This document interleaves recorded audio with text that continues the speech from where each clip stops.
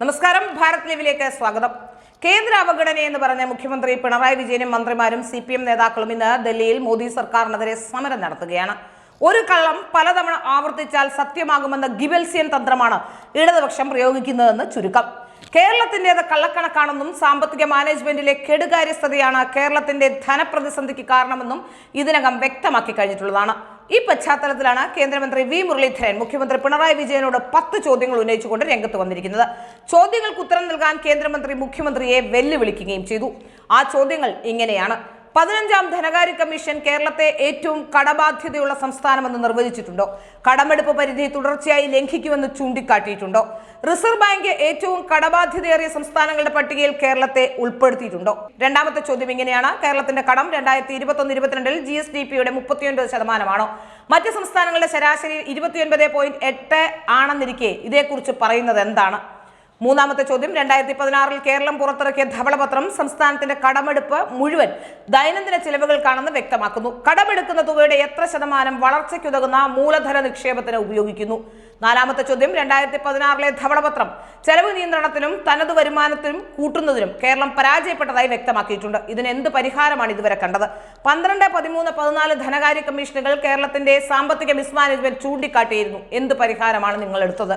അഞ്ചാമത്തെ ചോദ്യം: Kerala public expenditure review committee 2019 ശമ്പളം, പെൻഷൻ, പലിശ എന്നീ ഇനങ്ങളിലെ ചെലവ് പാരമ്യത്തിലെത്തിയതായി കണ്ടെത്തിയിരുന്നു. ഈ ചെലവുകൾക്കായി തനത് വരുമാനത്തിൽ നിന്ന് എത്ര എടുക്കുന്നു?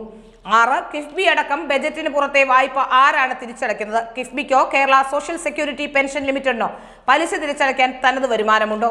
7, GST നഷ്ടപരിഹാരം 2022 ജൂണിൽ അവസാനിക്കുമെന്ന് നേരത്തെ അറിഞ്ഞിട്ടും തനത് നികുതി വരുമാനം കൂട്ടാൻ എന്ത് നടപടി സ്വീകരിച്ചു? AG സാക്ഷ്യപ്പെടുത്തിയ രേഖകൾ നൽകാൻ സംസ്ഥാനം 5 വർഷം കാത്തിരുന്നത് എന്തിന്? രേഖ നൽകിയ മുഴുവൻ തുകയും ലഭിച്ചില്ലേ? 8, റവന്യൂ കമ്മി ഗ്രാന്റ് ഓരോ വർഷവും എത്ര കിട്ടുമെന്ന് 5 വർഷം മുമ്പേ അറിയുന്നതല്ലേ?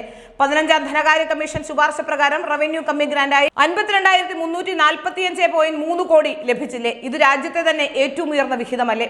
9, ക്ഷേമ പെൻഷൻ കുടിശ്ശിക 6,214 കോടി രൂപ 2023 ഒക്ടോബറിൽ കേന്ദ്രം കൊടുത്തു തീർത്തു. എന്നിട്ടും ചക്കിട്ടപ്പാറയിലെ ജോസഫിന് ആത്മഹത്യ ചെയ്യേണ്ടി വന്നത് എന്തുകൊണ്ട്?